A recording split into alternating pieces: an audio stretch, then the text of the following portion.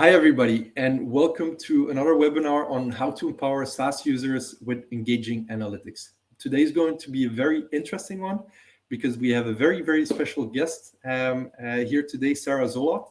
She's product manager at Castellan, and she was involved throughout the whole process of implementing client-facing analytics at Castellan. She will talk more about what the needs of her customers were, how they were different, how they evolved over time, and also how they were different across roles. And actually, Castellan is a great example on how to do customer analytics right.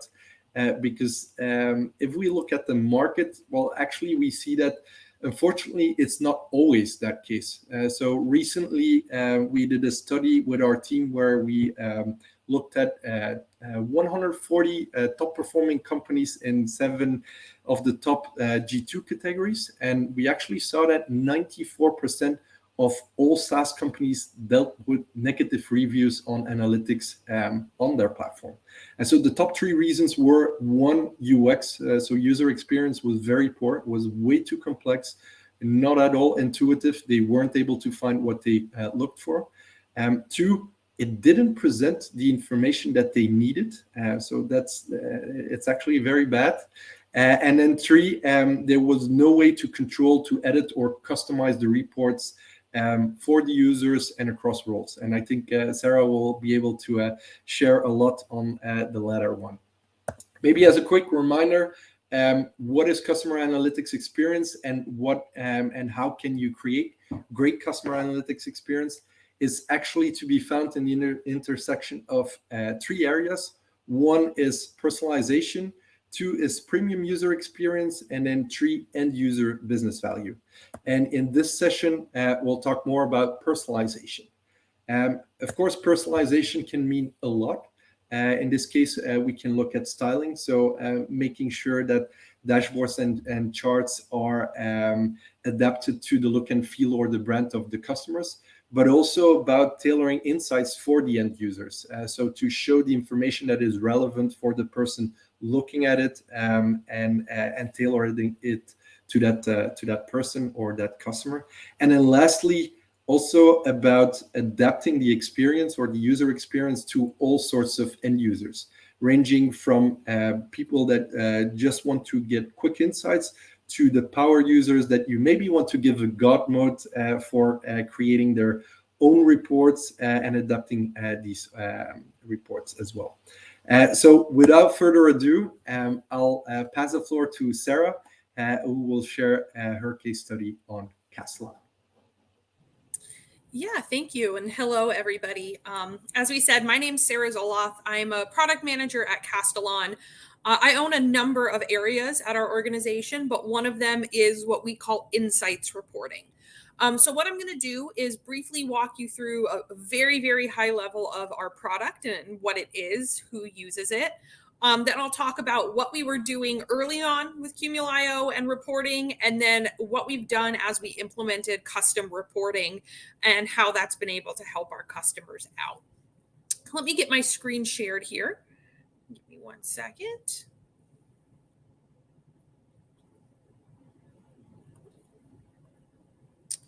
Here we go.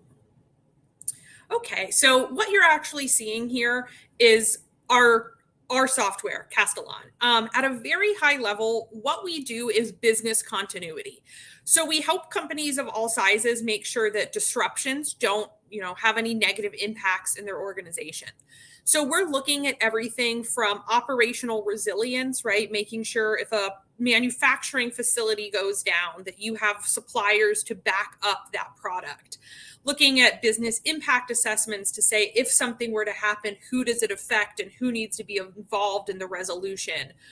Crisis management, so managing communications in the event of something like a weather event or, some kind of civil unrest, anything like that. You'll see there's a large number of modules, a large number of things we do, and we could be here for a very long time if I were to demo those and walk through all of them. But really the net of it is that our software is a really comprehensive way to manage risk and manage business continuity. So our users are really everybody from executives in the organization, right? A financial officer, a chief executive officer who wants to make sure everything runs smoothly, to business continuity specialists who this is their job, is to make sure all of this is in place. And even what we call an internal contact, which is just somebody in the organization who's going to be involved in a resolution. So there's a lot that you can do in here. There's a lot of regulatory requirements our users are keeping up with. There's a lot of internal deadlines our users are keeping up with, and just a lot to manage. So what you'll actually see at kind of the end of this long list of offerings is insights reporting. We have a range of different reporting. Most of it is built on Cumul.io, though there are some options that are internal.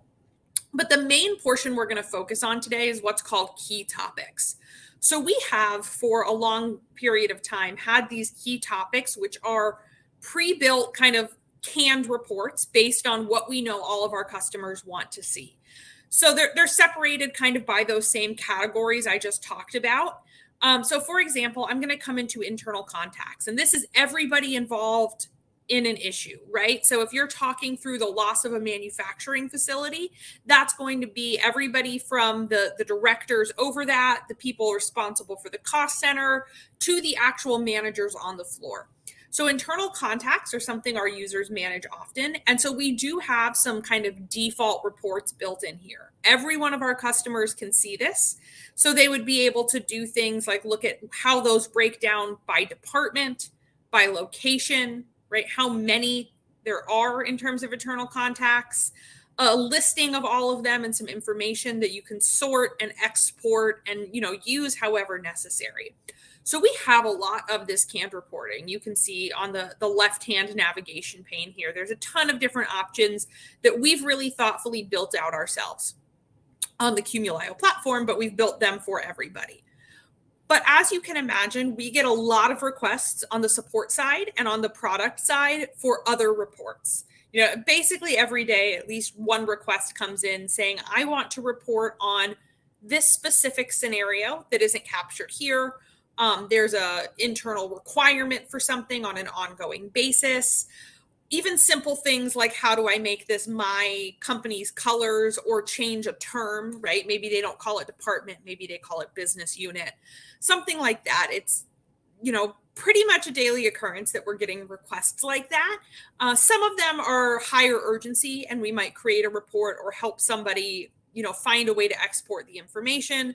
Some of them are just kind of filed into a backlog. And what we did is decide that instead of fielding each individual request like that, we were going to take advantage of the edit mode within Cumul.io. So this is kind of the God mode that was referred to a moment ago. And we actually did this in two phases. So the first thing we did is offer something we called limited edit. And what that let customers do is come in here and change any existing report. So you'll see at the top of every page here is this edit mode. And all I have to do is toggle it on. And all of a sudden I have this experience where I can adjust. What we did at first was offer the ability to do what's called a variant. So if I were to drop down this menu and come to variants, I can create a variant of this dashboard I'm looking at today. And this would be great to do simple things like adjust the colors or the way something is displayed, right? So maybe they want this department chart. This does what they need, but they want to come into settings and use a different theme and, just have it reflect kind of their company brand a little bit better, whatever that might be. Choose this one. Or, maybe they want to display the data slightly differently. And change up the way the legend looks. There's all sorts of options that they have in here, and they can then save this variant as its own dashboard and access it at all times. So that was the first thing we did. And I think doing it in those two steps was really effective because it gave people an introduction to some of these tools that they could use, right? So the ability to say, this is what it looks like when I edit, right? These are the options I have, kind of how I can click around, get familiar with these capabilities. So that limited edit mode was the first thing we did. And it definitely was helpful in terms of some of those smaller requests for things like colors and displays. the ability to export and regularly send these. So one of the things I can do to these variants is export them and set up a regular cadence via email so that once a month or whatever the case is, they go out. So it cut down on a lot of those small requests. But of course, what it didn't do is address the fact that people wanted reports we weren't offering, right? They may have something specific to only their company or something that we just hadn't thought of yet to implement for everybody. And we took that as an enhancement, but they needed it now. So the other thing you're able to do is come to any area here. And when I toggle on that edit mode, give me one moment there. When I toggle that on, one of the options here is actually to create an entirely new dashboard. So the second phase of this was full custom mode, right? So you can now start completely from scratch and create anything you want. And to be honest, what we see isn't people creating like extremely complex reports.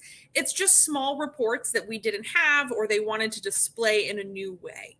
So they're able to come here, right, add their item. I usually use a pretty simple example. And then they have all of our data sets that are kind of built off of all these different pieces we have in place. So they can pull those in and play with them and figure out exactly what they want to see. So I'll just kind of build a quick one here that I like to use. Actions are kind of just things that need to be done, as you can imagine. So I'll do that by status. And then I like to group it by the owner's name and kind of say here, you can see who needs to do what, whatever they want, right? This shows really well to customers, even if they never use it. It makes them feel empowered and feel like they have a lot of control over what they're looking at and what they're doing. So this is kind of the next phase that we have going right now is this ability. We do have some guardrails in place. What we wanted to avoid was customers kind of trying to break it or trying to do something completely unrealistic and then coming back to us with concerns. So when we talk customers through it, there are a set of guardrails, right? These data sets are ones that we've specifically chosen to give them access to. There are more behind the scenes that we could expose in the future. They don't have the ability to link all of the data sets together. So they're usually working off kind of one piece of information to build this out. So we purposely put guardrails in place just to make sure that they were getting the best experience out of this and getting good results. And we have absolutely seen, a bit of a decrease in the requests that come through. Some of them have been replaced by how do I build this? And they just need a little bit of guidance from us on how to get to exactly the data they're looking for. And then some have completely gone away again in terms of cosmetic changes, in terms of very simple things that somebody might want to see. And then they're able to save them all under custom reports and kind of get back to them. So it takes us out of the equation in terms of needing our help to get to every single piece of information and every single report. And when we are getting reporting tickets now, they're kind of at an elevated level, right? Things that do need some really hands-on help, things that maybe we haven't thought of or haven't exposed yet and want to work in for our future roadmap. So this custom reporting, I find really has set us apart from some of our competitors, right, that don't have this ability, but do have the canned reports. And the fact that it's pretty user-friendly and they're able to come in and as long as they understand their data, they're able to use this and configure their own reports, I think has increased customer satisfaction because it just cut down on support ticket time, on people coming back to them and saying, no, you can't do that. So it's given them a lot more freedom. And when we're talking about, business continuity and regulatory requirements and the risk of, losses to the company, these things can be very important to them. So putting it in their hands is just another way that they're mitigating risk. So that's a very high level kind of talk through of, what we do, how we use this and why it's been impactful for our customers. What I want to do is leave a little bit of time to answer any questions that do come through. So if there's anything you guys want to send in the chat, and I actually see one just came in that is asking about, do I have an idea how many customers use the limited edit mode versus the full edit mode? So the full edit mode was rolled out a little bit more recently. I do think customers are typically more comfortable still with the limited edit mode today. But I will say probably at least a quarter of our customers are touching the full edit mode, playing with it, so to speak, right? Kind of starting to figure it out.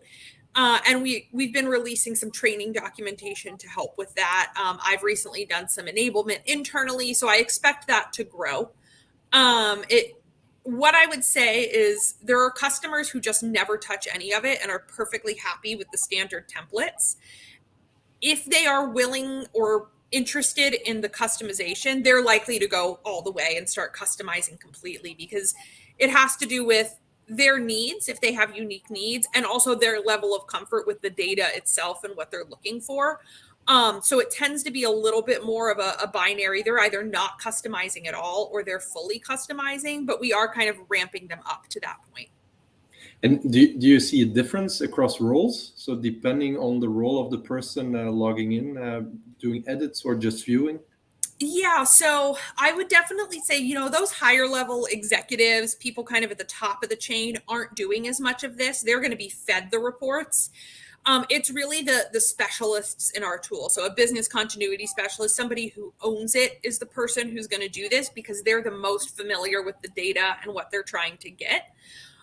Every user does have access to this. It's not limited where you can't do it if you're not the owner or anything like that.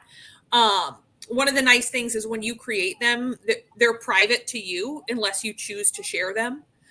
So you do have some freedom in there. But I would say that the business continuity specialists, the people who own our software, are the most likely to be the ones using this. And I can imagine in the beginning it was maybe some fear or not about giving all the freedom to your end users to play with it. How did that go in the start? Yeah, there absolutely was. And not in the sense that anything could really, break, so to speak, right? You can do anything you want. And again, it stays as kind of your own report unless you were to share it. So there weren't really any data concerns or technical concerns. The concerns were more, does this open up a Pandora's box, right? Do they start wanting to go beyond those guardrails that we've set and doing some really complex things? And we've had a little bit of that, right? A little bit of, I want to do this that I can't quite yet. And my job as product manager is to take that all in and decide, we've already had a couple things where I've said, that's actually a really good report. I'd like to build that into the default reports. We've had some things where our consultants had to go back to them and say, this report you want to build doesn't make sense. Let me get you something better. So there definitely was a little bit of hesitation in terms of what are they going to do and ask for? Are they going to want to customize every single thing across the whole site now, right? But we haven't really found a ton of that. That they've been pretty receptive to, this is net new functionality. So even if it's not 100% of what they're trying to do, it's getting them farther than they were before. So they've all been pretty happy with that, pretty receptive to that. And we haven't encountered too many issues or pushback or anything like that at this point. I see Alexander put a question in there. Do you let your users add their own data? So we don't. These data sets are restricted by us. And so, like I mentioned, we have over 100 data sets, and you'll see there's just 12 exposed here. We kind of picked the most common ones, the most important ones to start with. We have had some requests come in. Can you expose this data set? Can you give us this information? And we try and accommodate those if it's going to be useful across the board. But these data sets are pre-built by us. We don't let them kind of freely add their own data. They're working within this. That's one of those guardrails. You mentioned that one of your customers actually created a report or asked something on analytics where you thought, hey, this is going to be a good standard report. Are there many of these cases where you either learn more from your customers through the added functionality, or that they let you uncover a new field that is interesting for the whole group of users? Yeah, so far we've only had one instance coming out of the custom reports that has led to, hey, I actually think we should kind of build this. But one thing that our organization does, in addition to the software side, is we have a full-blown kind of managed services consulting wing, right? So we have business continuity specialists who work with clients. And I have quarterly reviews with them. All of the product team does, kind of to check in on a periodic basis to make sure that we're aligned in terms of what they need, right? If something wasn't submitted as an enhancement, we want to know about it.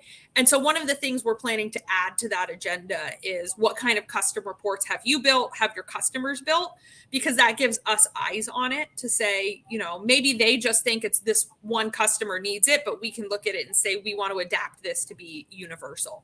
So right now, just the one example, but I suspect that we'll have more as we start working closely with our clients, with those consultants, and actually seeing what they've built in their individual systems. And maybe a last question, unless there are other questions from the people listening here. But have you seen an uptake in some other features because of the fact that they have more access to their data, that they have maybe a better view on analytics, or some things that they're following up in your platform? Yeah, so I don't know about within the platform, but there have definitely been things I've just kind of heard through the grapevine or support, right? That it's exposed either a weakness in their organization or something they needed to focus on because they maybe didn't have a report showing them, that they were behind on a certain kind of status or behind on an action or something like that. That has definitely been something we've seen come up, is just the reporting helping them to realize that. And that's been part of where we say, well, maybe other people have this issue and we want to pull that out. But I would say it's definitely at least given them the information to kind of realize something they didn't before, and at least one specific case I can think of where that's happened. And so I have to imagine it's happening a lot more behind the scenes. Oh, very cool. I see Graham had another question. If data sets are, you said that your data sets are not linked. So how do you deal with users wanting to filter across the dashboard, especially when they're using more than one data set in edit mode? Yeah, so to get a little bit into the weeds on that, so you'll see these data sets, right? You see like products, suppliers, applications. Each of those are individual, obviously. That's talking about just the set of products or suppliers or whatever the case is. We have data sets that we've built that link all of these. So there is behind the scenes a data set called, those don't actually work together, but it would be like applications based on locations, right? It would be something that we have behind the scenes that is the link between those two. So we can expose those if we choose to. Again, we have hundreds, so we don't just have them all sitting out there. So there is the ability to give them that linkage by giving them the right data set. But again, this is kind of one of the guardrails we have set up right now, where if they're starting from scratch, they're usually going to be working within a single data set. Our goal is to eventually roll this out where they can access all the different data sets and start linking them and kind of building off of the more complex data. Had we opened that up right now, I think everybody would have been entirely overwhelmed by 100 plus options and not knowing exactly kind of what they mean and what to do. So that's something we're looking to as a next step in the future, is the ability to give them even more data. Right now, they work within mostly individual data sets, or if there's a requirement for a linkage, we'll open up the one that we already have. You can actually see here, there's one that says like CGI department application dependency is what that says, the rest of it. That's a linked data set we opened up because it was useful enough for enough customers that we put it in there. So we're receptive to that, and also exploring options on the best way to give them all of the data at one time. Cool. Well, Sarah, thanks a lot for sharing this really, really insightful story. Graham is maybe still typing a question. Maybe. Let's wait for the last question. No, he thanks you a lot for the information. You're welcome, Graham. So thank you for a very nice demo. It was really nice seeing the platform live in action, the Castellan platform. So we'll share this across mail as well, so you'll be able to contact us if you have any more questions around this. But really thankful for having you here on this webinar and for sharing the whole story and some insights and tips and tricks on this. Yeah, thank you for everything. Thanks everybody for your questions. Hopefully that was insightful and gave you guys something to work with. See you all. Thank you. Thank you, everybody.